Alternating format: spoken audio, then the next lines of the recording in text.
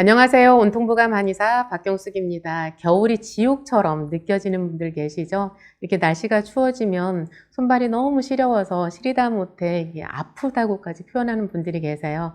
그리고 밤에 잘 때 수면 양말을 2개 정도 끼워 신어도 그래도 발이 시리다라고 호소하는 분들이 계시는데 혈액순환이 지독하게 안 되기 때문이죠. 그리고 어떤 분들은 이제 앉았다 일어날 때 어지러움을 호소하는 경우가 있고, 그리고 눈앞에 이렇게 꽃이 아른거린다, 이제 이런 표현을 하시는 분들이 있는데 빈혈 증상이죠. 그리고 빈혈이 있는 분들은 혈색이 없어지다 보니까 얼굴이 이렇게 백지장처럼 이렇게 창백해지는 그런 특징을 가지고 있기도 해요. 자, 오늘은 이렇게 빈혈이나 지독한 혈액순환 장애로 고생하시는 분들, 여기에서 탈출하는 방법을 같이 생각해 보는 시간 가져보도록 하겠습니다.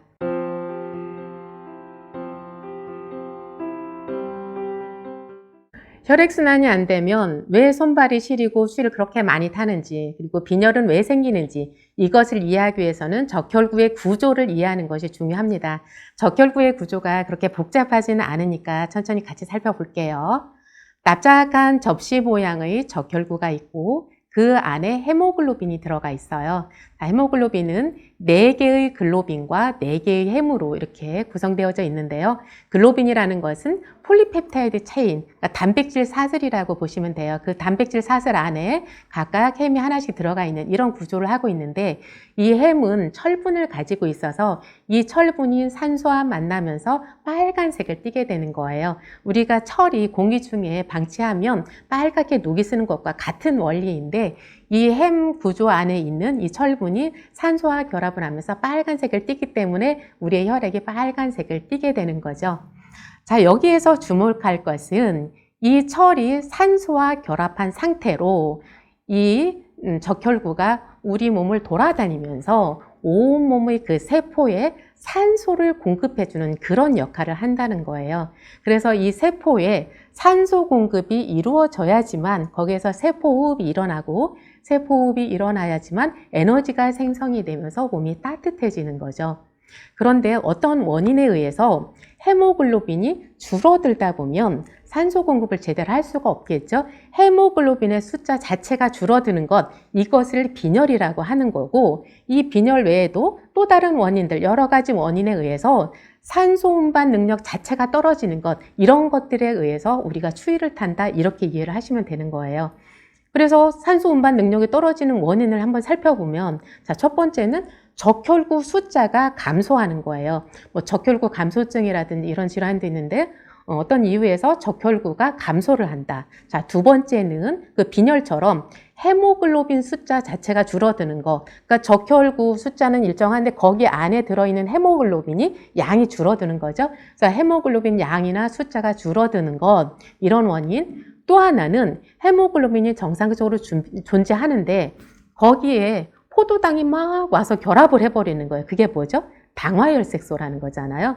그래서 혈중에 너무 많은 그 포도당이 존재를 하게 되면 이 혈색소랑 결합을 하면서 당화혈색소가 돼서 이것은 정상적으로 산소 공급을 해주는 그런 역할을 하지 못하고 오히려 끈적끈적한 상태로 혈액을 돌아다니면서 온몸에 염증을 일으키는 이런 역할을 하게 되죠. 자, 그래서 결국 헤모글로빈이 부족해지면서 빈혈이 생기는 거고, 또는 적혈구 자체가 줄어들거나 빈혈 상태 헤모글로빈의 숫자가 줄어들거나 양이 줄어드는 것, 또는 헤모글로빈이 포도당에 의해서 변성이 되는 이런 여러 가지 원인에 의해서 산소 운반 능력이 떨어지는 상태, 이것이 그 혈액순환 장애에 의해서 우리가 추위를 느끼는 이유이다. 이제 이렇게 이해를 하시면 되는 거예요. 그래서 결국은 이제 산소를 공급해 주는 것이 제일 중요하잖아요. 산소를 공급해 주기 위해서는 뭐가 필요하다? 산소랑 결합할 수 있는 철분. 이 철분이 이제 중요한 거예요. 그러니까 결국 우리가 평소에 철분 공급이 제대로 안 되면 이 헤모글로빈의 역할 자체가 잘 이루어질 수 없는 거죠. 자, 그런 측면에서 우리가 평소에 철분을 넉넉하게 공급하는 것, 이것이 중요할 텐데요. 철분이 너무 많이 부족하면 이제 빈혈이란 진단을 내리고 그러면서 이제 철분을 영양제로 이렇게 병원에서 처방을 해주기도 하는데, 그런데 의외로 이 철분제를 먹으면 이게 소화장애가 생긴다고 호소하시는 분들이 많으세요. 그래서 많이 어지럽고 힘듦에도 불구하고 철분제를 못 드시는 분들이 계시거든요.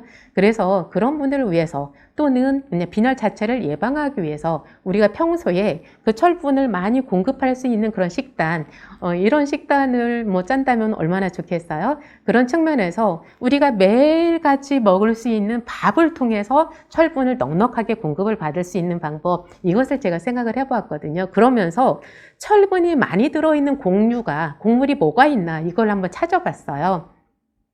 그래서 이제 비교를 해봤더니 귀리가 이제 100g 속에 귀리 100g 속에는 철분이 3 내지 5mg 정도 들어있고요.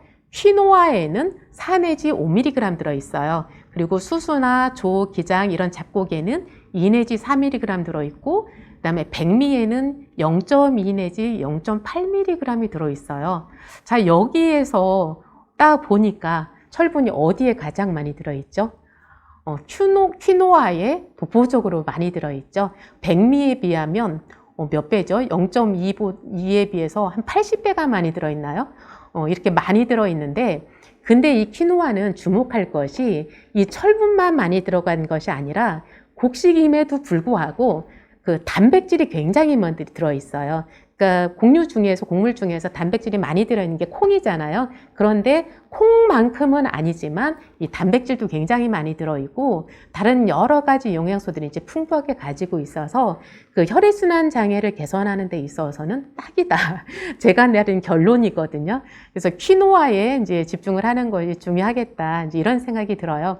그런데 이제 퀴노아를 비롯해서 귀리나 통밀이나 이런 그 잡곡류들은 이 철분이 풍부하긴 하지만 그 껍질에 이제 피트산이라는 것이 많이 존재하는 거 아시죠? 그래서 피트산을 없애기 위해서는 물에다 충분히 불리는 게 중요해요. 충분히 물에 불리거나 싹을 틔우거나 발효를 시키면 이 피트산이 없어지거든요.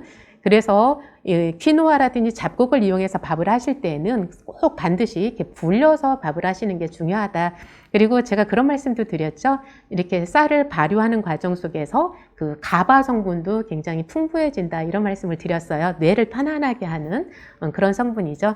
그래서 가바를 많이 섭취하고 그리고 소화가 쉬운 상태로 이렇게 여러 가지 영양을 공급을 받기 위해서는 이 잡곡류들은 충분히 불려서 밥을 하는 게 이제 중요하다. 자, 퀴노아에 대해서 좀 더 자세히 한번 살펴볼게요. 퀴노아하고 이제 백미를 비교해 보면 단백질이 우선 2배로 많이 들어있어요. 그리고 칼륨은 6배, 칼슘은 7배나 많이 들어있고요. 철분은 아까도 비교해 봤죠. 무려 20배 이상 이렇게 많이 들어있고요. 비타민 B1이 또 혈액순환에 깊이 관여를 하잖아요. 이것이 백미에 비해서 5배. 그리고 강력한 항산화 효과를 가지고 있는 비타민 E가 30배 정도 들어있어요. 백미와 퀴노아를 비교했을 때. 그리고 퀴노아에는 제가 단백질이 많이 들어있다고 했는데 완두콩보다 거의 2배 정도 많이 들어있어요. 그래서 대두나 서리태 이런 거에 비해서는 조금 적게 들어있지만 완두콩에 비해서는 오히려 이렇게 2배 정도 많이 들어있고요. 그리고 철분이 소고기와 비교해도 오히려 2.2배가 들어있어요. 그래서 제가 이제 피가 부족하다 싶을 때는, 빈혈이 있을 때는 소고기를 먹는 게 좋다. 이런 말씀 몇 번 드렸었거든요. 특히 아기가 이제 이유식을 할 때 6개월 정도 될 때, 그때쯤 되면 이제 빈혈이 생기기가 쉽거든요. 피가 부족해지기 쉬워서, 그때는 소고기를 갈아서 이렇게 죽을 써서 먹이고, 이제 이런 것들이 굉장히 중요한데, 그런데 이 퀴노아가 소고기보다 그 철분 함량이 2배나 더 많이 들어있다는 거예요. 물론 여기에서 이런 생각을 하셔야 돼요.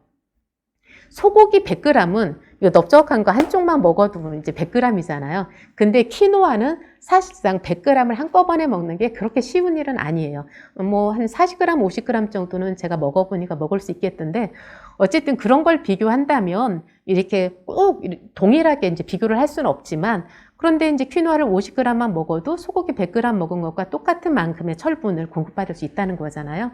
이건 굉장히 많이 들어있다. 이렇게 이해를 하셔야 되고요. 그리고 뭐 식이섬유는 이제 현미보다도 오히려 많이 들어있고, 칼슘이 우유보다 더 많이 들어있어요. 근데 이것도 마찬가지예요. 우유 100ml는 마시기가 좀 수월하잖아요. 그런 거에 비해서 퀴노아 100g은 그렇게 먹기 쉽지 않기 때문에 뭐 1.5배를 그대로 받아들일 건 아니지만 어쨌든 칼슘도 많이 들어있다. 이 정도 이해를 하시면 될 것 같아요.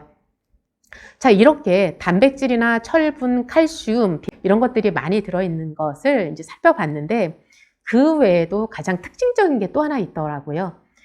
이 퀴노아에는 베타인이 그렇게 많이 들어있어요. 자, 베타인이 가장 많이 들어있는 게 뭔지 아세요? 비트예요. 비트에는 베타인이 뭐 아주 고함량이 들어있기 때문에 아예 비교 대상이 아니고요. 비트를 제외한 다른 여러 가지 잡곡류, 곡물 중에서는 베타인을 가장 많이 가지고 있는 게 이 퀴노아라고 이렇게 알려져 있더라고요. 그리고 이제 이 퀴노아에는 마그네슘이 197mg이나 이렇게 들어있는데요. 우리가 눈밑이 떨린다든지 막 근육 경련이 있을 때 막 약국으로 가서 뭐 사죠? 마그네슘 영양제 사잖아요. 이제 이 마그네슘이 그렇게 근육이나 신경을 안정시키는 그런 역할을 하거든요. 그러면서 그 혈당을 조절하는 데도 중요한 역할을 해요. 그 마그네슘이 무려 197mg이나 들어있다는 거 굉장히 놀랍죠? 그리고 이제 면역력을 높여주고 상처를 회복해주는 그런 능력을 가지고 있는 그런 영양소 아연이 3mg 정도 들어있고요. 그리고 100g 중에 지방이 6g이 있는데 고기에 들어있는 그런 포화지방들하고는 다르게 이 퀴노아라든지 이런 잡곡류에 들어있는 지방은 거의 다 불포화 지방산이에요. 이 불포화 지방산들은 오히려 혈관의 어떤 염증들을 없애주고 심혈관 질환을 예방하는 데 굉장히 도움을 주잖아요. 그 불포화 지방산 6g이나 들어있다는 건 굉장히 많이 들어있는 거죠. 그리고 이제 단백질 양이 많이 들어있다고 했는데 그 양도 양이지만 이 퀴노아에 있는 단백질이 필수 아미노산을 골고루 가지고 있어서 거의 완전 단백질이라고 할 정도로 그렇게 질이 좋은 그런 단백질을 가지고 있다. 이렇게 보시면 되고, 그리고 망간이라는 이런 미네랄을 가지고 있는데 이 망간은 우리 몸에서 가장 그 많은 거의 90%의 이제 역할을 담당하는 항산화 요소가 SOD라는 거거든요. 그 SOD가 제대로 작동할 수 있게 도와주는 그런 조효소로서 굉장히 중요한 역할을 하는 것이 망간이에요. 그런데 이 망간까지도 이렇게 넉넉히 가지고 있는 것이 이 퀴노아다. 이제 이렇게 보시면 되는 거예요. 자, 그렇다면 비트를 제외하고 곡물 중에서 베타인을 가장 많이 가지고 있다. 이렇게 말씀을 드렸는데 이 베타인이 왜 제가 이렇게 강조를 해서 말씀을 드리냐면 이 베타인이 간 건강에도 그렇게 도움을 많이 줘요. 그래서 지방간을 예방하는 데 이제 도움을 많이 주게 되는데 이 간에서의 어떤 지방 처리, 이 지질 대사를 도와주고 그리고 이제 술을 안 먹으면서도 막 지방간이 생기면 굉장히 억울해 하잖아요. 이 비알코올성 지방간 관리를 하는 데에도 이렇게 많이 도움이 된다. 이런 연구 자료들이 있어요. 어쨌든 이 지방간을 예방하거나 관리하는 데 도움을 줄 수 있다. 이제 이런 측면이 있고 그 외에도 그 호모시스테인 수치를 감소시키는 그런 역할을 해요. 그래서 이제 우리가 스트레스를 많이 받거나 뭐 염증이 막 심하고 할 때 이게 호모시스테인 수치가 막 높아지잖아요. 그런데 이 호모시스테인 수치를 감소시켜서 혈관 손상의 그런 위험을 낮추는 그런 역할을 한다. 듣고 보니까 이 혈액순환이라든지 아니면 이제 혈관 질환을 예방한다든지 이런 데 관여하는 그 영양소가 굉장히 다양하게 들어있는 거예요. 그러니까 철분만 많이 들어있는 것이 아니라 마그네슘이라든지 베타인이라든지 망간이라든지 오메가3에 이르기까지 이렇게 혈관 건강과 관련된 그런 영양소들을 많이 가지고 있는 것이 이 퀴노아다. 이제 이렇게 이해를 하시면 될 것 같아요. 그래서 제가 퀴노아를 이제 삶아서 이렇게 그냥 요거트에다 이렇게 섞어서도 먹어보고 죽을 쏘아서도 먹어보고 이제 밥을 해서 먹어보기도 하고 이랬는데 이제 이것이 그렇게 특별한 맛을 가지고 있지 않기 때문에 어린 아이들부터 이제 성인에 이르기까지 모든 사람들이 다 먹을 수 있다는 장점이 있고 그리고 이것은 아기들 이유식을 하는 데에도 딱이다 이런 생각이 들더라고요. 그래서 퀴노아를 여러분들이 특히나 빈혈이라든지 혈액순환 장애가 있어서 걱정이신 분들이라면 늘 이 퀴노아를 많이 드셨으면 좋겠다. 이제 이런 생각이 드는데 이제 퀴노아를 이제 드시는 방법을 제가 말씀을 드리면 물론 좀 전에 말씀드렸던 것처럼 삶아서도 먹고 이거를 뭐 요거트에 섞어서도 먹고 아니면 그 샐러드에다 이렇게 이제 같이 뿌려서 먹기도 하고 이러는데 이제 샐러드라든지 이런 건 매일 먹지는 않잖아. 우리가 매일 먹는 건 무조건 밥이죠. 자, 그래서 밥에다가 이제 넣어서 드시는 게 좋은데, 그래서 만약에 이제 백미밥을 이제 드시던 분이라면 백미 70%에다가 퀴노아를 한 30% 정도 넣는 거예요. 그렇게 해서 7대 3 정도 이렇게 밥을 해서 드실 수가 있고요. 그런데 제가 더 권해드리기는 영양이 좀 더 풍부한 밥을 드시고 싶다면 이제 백미밥보다는 제가 이제 만든 것처럼 뭐 싹을 틔우고 발효를 거친 이런 당쌍미 또는 발화현미 한 40%, 거기에다가 7분도미 한 40%, 이렇게 한 80%가 되죠. 거기에다가 퀴노아 20%, 이 정도를 섞으면 딱 먹기 적당한 밥이 되더라고요. 그래서 물론 여러분이 이제 배합 비율은 조금씩 바꿔가면서 다양하게 이제 응용을 해볼 수가 있겠지만, 어쨌든 발화현미 40%, 그다음에 7분도미 40%, 퀴노아 20%, 이것을 기준으로 해서 이렇게 밥을 해서 드시면 될 것 같고요. 다만 퀴노아 밥을 할 때 주의할 것은, 퀴노아를 쌀과 함께 이렇게 씻으면 물을 버릴 때 퀴노아가 이렇게 떠내려갈 수가 있어요. 좁쌀처럼 작기 때문에. 그래서 퀴노아는 체에 받쳐서 별도로 이렇게 씻는 것이 좋고요. 그래서 체에 받친 상태에서 이렇게 손으로 좀 문지르면서 이렇게 씻은 다음에 두세 번 헹궈서 이렇게 쌀과 합쳐서 그렇게 밥을 지으면 되세요. 자, 이렇게 당쌍미 또는 발화현미 40%, 7분도미 40%, 퀴노아 20% 이렇게 해서 퀴노아 밥을 지으면 되는데, 퀴노아가 과연 국내에서도 재배가 될까? 이걸 제가 막 부지런히 찾아봤어요. 그랬더니 국내에서도 재배를 하고 있더라고요. 그런데 이 국내에서 재배되고 있는 양 자체가 너무 적어서 이 국산을 이렇게 사계절 동안 이렇게 먹지는 못하겠더라고요. 그래서 한 두세 달 판매하면 다 이렇게 동이 나버린대요. 이게 그럴 수밖에 없는 게, 이 퀴노아가 뿌리를 깊게 내리지를 못한대요. 그래서 뿌리가 낮은 상태로 이렇게 옆으로 뿌리를 내린대요. 그러다 보니까 이렇게 바람이 심하게 불거나 태풍이 오면 그냥 다 넘어가 버리는 거예요. 그러다 보니까 이 퀴노아를 이제 좀 안정적인 재배가 좀 힘들어서 어떤 분은 이걸 비닐하우스를 해서 그렇게 퀴노아를 이제 키우시는 분도 있더라고요. 근데 어쨌든 이 국내에서 재배되는 퀴노아 그 양 자체가 적기도 하고 가격이 많이 좀 비싸기도 하고, 이제 이렇기 때문에 이제 이거는 수입산으로 이렇게 드시더라도 이렇게 상관은 없을 것 같아요. 그래서 저도 뭐 쌀 같은 경우는 웬만하면 유기농 쌀을 먹으려고 하는데, 이제 퀴노아는 양 자체가 부족하니까 이제 수입산을 이제 먹어도 괜찮을 것 같고요. 어쨌든 수입산이라 하더라도 이 퀴노아 자체가 굉장히 풍부한 많은 영양을 가지고 있어서, 특히 철분이 굉장히 넉넉하고 단백질 많이 들어있고, 그다음에 베타인, 뭐 마그네슘, 칼슘, 망간 이런 영양들 많이 가지고 있어서 평소에 이제 빈혈로 아니면 혈액순환이 잘 안 돼서 고민하시는 분들이라면 이 퀴노아를 늘상 밥에다 넣어서 드시는 그런 이제 식습관을 가졌으면 좋겠다, 이런 말씀으로 정리하겠습니다.